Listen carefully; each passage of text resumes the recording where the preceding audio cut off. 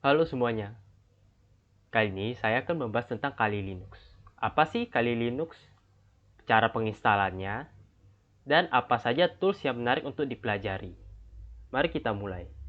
Kali Linux merupakan proyek open source berbasis Debian. Kali Linux dikembangkan dan dibiayai oleh Offensive Security. Kali Linux sendiri adalah pengembangan dari Backtrack yang merupakan distro Linux khusus untuk penetration testing. Kali Linux sendiri memiliki beberapa keuntungan dan fitur spesial seperti dapat dikustomisasi full oleh pengguna, dapat dibuat menjadi live USB boot, dapat dijalankan pada ARM atau Advanced RISC Machine, dan standarnya sudah standar industri. Mari kita mulai pada penginstalannya. Kalian tinggal tekan download Kali Linux, kalian akan didirect ke halaman ini. Pilih sesuai mesin yang kalian pakai. Misalnya kalian menggunakan virtual machine, pilih virtual machine. Sesuaikan dengan mesin kalian, apakah firmware atau VirtualBox. Di sini saya akan menggunakan firmware. Download. Kemudian, jika sudah, kalian pasti mendapatkan file zip, WinRAR. Misalnya seperti ini. Ekstrak dengan WinRAR atau apapun itu yang bisa kalian gunakan. Oke. Tunggu sampai selesai.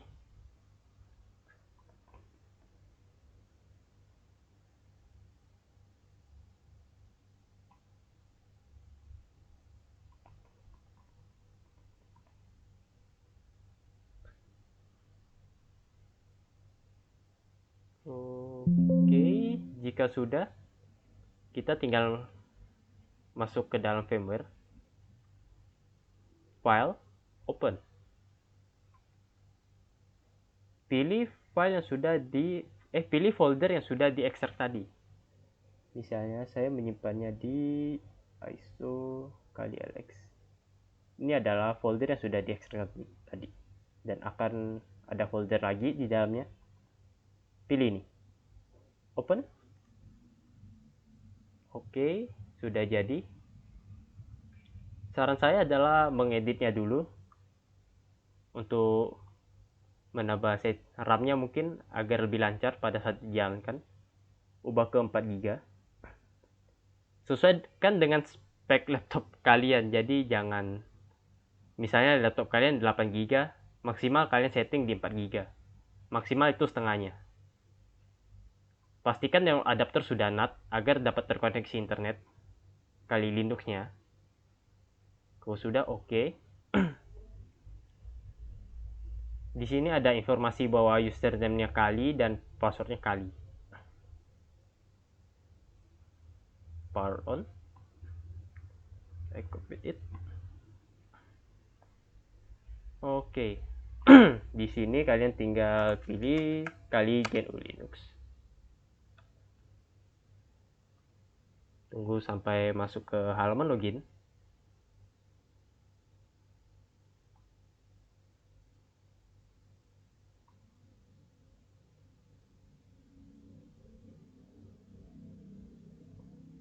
Baik, sudah muncul Kali Linuxnya. Oke, sesuai dengan deskripsi file tadi, kita tinggal memasukkan bahwa usernya Kali dan passwordnya ada Kali juga. Login. Dan kita masuk di Kali Linuxnya. Ini adalah tampilan Kali Linuxnya. Kalian dapat mengubah wallpapernya mungkin kayak yang ini, begini. Saya akan menggunakan yang lebih bagus. Oke. Di sini terdapat berbagai macam tools yang disediakan oleh Kali Linux. Kalian juga dapat melihatnya lewat dokumentasi di websitenya. Di sini ya. Di sini cukup banyak toolsnya. sehingga harus di scroll juga. Misalnya tools yang mungkin kalian akan pakai AirTrack, Nmap mungkin, atau mungkin Dirt, atau mungkin yang lain-lain. Jadi di sini mungkin saya akan membahas tentang Nmap dulu. Di Kali Linux sendiri Nmap sudah terinstall bawaan, jadi kita tinggal Nmap. Harusnya sudah ada map di sini. Ya, sudah ada help and mapnya, jadi sudah ada perintah-perintahnya. Mungkin akan saya bahas dulu Nmap itu apa sih. Jadi Nmap itu dapat kita terjemahkan menjadi network mapper. Network mapper merupakan tools yang berfungsi untuk melakukan port scanning. Dengan menggunakan tools ini, kita dapat melihat host yang aktif, port yang terbuka, dan sistem operasi yang digunakan. Dan fitur-fitur scanning lainnya masih ada di Nmap ini. Agar tidak banyak basa-basi, saya akan langsung mempraktikkan cara pemakaiannya. Cukup mudah, misalnya kita akan menargetkan website dari Nmap itu sendiri yang memang sudah disediakan untuk kita coba scan. Jadi kita akan coba, kita pakai Nmap, scanme.nmap,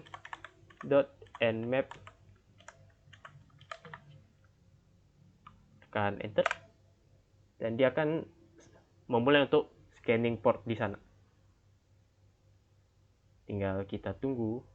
Terkadang dia akan memakan waktu yang cukup lama dibanding ya. Oke, sudah. Dari port ya cukup banyak, sampai 65.000. Oke, dari port 1. Port satunya kita bisa lihat buat TCP MUX, dan biasanya port 80-nya ada HTTP. Port 43 WHOIS, 22-nya SSH, 21-nya FTP. Ya, cukup standar untuk website, server. Ya, mungkin untuk Nmap cukup singkat karena silakan kalian explore sendiri karena cukup banyak kegunaannya. Mungkin saya next akan membahas tentang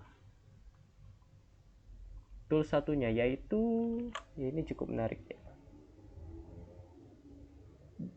DRB. Derp ini apa? Derp merupakan salah satu tools untuk web content scanner. Jadi dari website Derpnya sendiri dapat kita simpulkan bahwa Derp bukan salah satu tools yang digunakan untuk mencari konten pada situs web, baik yang terlihat maupun tersembunyi. Bahasa kerennya ya web content scanner. Untuk cara kerja Derp sendiri cukup mudah, yaitu dengan dia akan menebak URL yang ada pada situs web tersebut menggunakan URL yang sudah dia sediakan dan kumpulkan. Jika ada respon, berarti dia mendapatkan URL yang valid. Misalnya seperti ini, 192.168.224 eksternal. Dia ada folder eksternal. Ya, beberapa contohnya. Mungkin untuk prakteknya, terjun kasusnya ada pada soal hack di site kemarin. Nih, Yours Technology, soal realistik 14. Misalnya kita ingin mencari halaman-halaman yang ada pada website ini. Di sini kita dapat menyimpulkan bahwa halaman-halaman tersebut memiliki ekstensi .cgi. News juga memiliki .cgi. Jadi kita dapat manfaatkan untuk si Derp ini mencari file yang memiliki ekstensi .cgi. Caranya gimana? Caranya cukup Kita copy linknya seperti ini. Lalu kita ke Kali Linux kita. Oke. Tapi sebelumnya kalian harus pastikan Kali Linux kalian bisa terhubung ke internet. Mungkin dengan cara ping 888 untuk memastikan internet jalan dulu. Kalau dia memiliki respon seperti ini, harusnya internet sudah jalan. Kita paste ini tadi. Sebelumnya kita bisa dokumentasi ya juga di sini. A itu apa?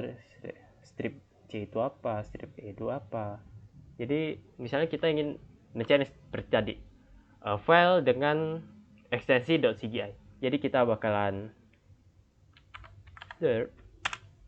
kita paste link targetnya.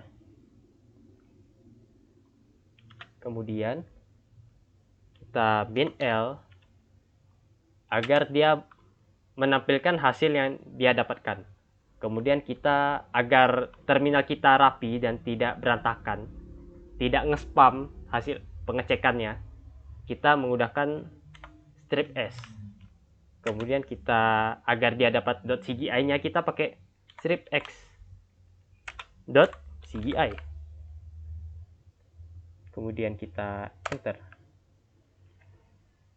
Jujur saja untuk scanning ini cukup lama karena dia harus melakukan brute force satu persatu URL-nya, sehingga cukup memakan waktu. Mungkin sekitar 15 sampai setengah jam.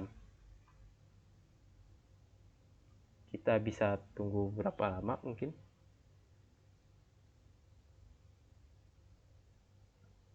Oke. Habis mungkin sekitar setengah jam dia udah nge-scan, dia dapat beberapa URL kayak administrator.cgi, add server.cgi. Oke, dan kita dapat moderator.cgi. Dan dijamin semua URL ini tuh ada halamannya gitu. Jadi misalnya kita buka add server.cgi, mungkin harus lihat browser sini. Oh, bisa sih. Add server.cgi ada halamannya gitu. Di sini juga misalnya halaman apa lagi, indeks ya, ini halaman indeks.cgi, tidak perlu dicek lagi. News.cgi, CGI ada, people search ya udah ada kayak tadi cek. Dan yang paling kita belum dapat akses yang tak ada buttonnya itu, kita ada moderator.cgi. Jadi kita coba masuk.